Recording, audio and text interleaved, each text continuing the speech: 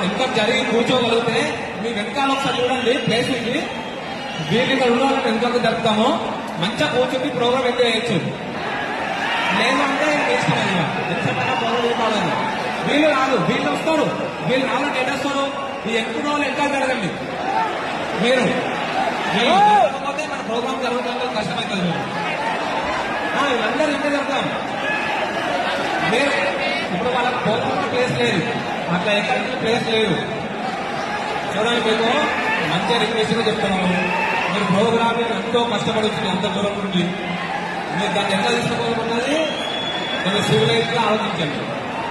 ఇంకా లేదు అంటే చేయమంటున్నారు. వీళ్ళ కూర్చున్న అందరూ చాలా మంచిగా కూర్చున్నారు, చాలా బాగా. ఈ ఎంత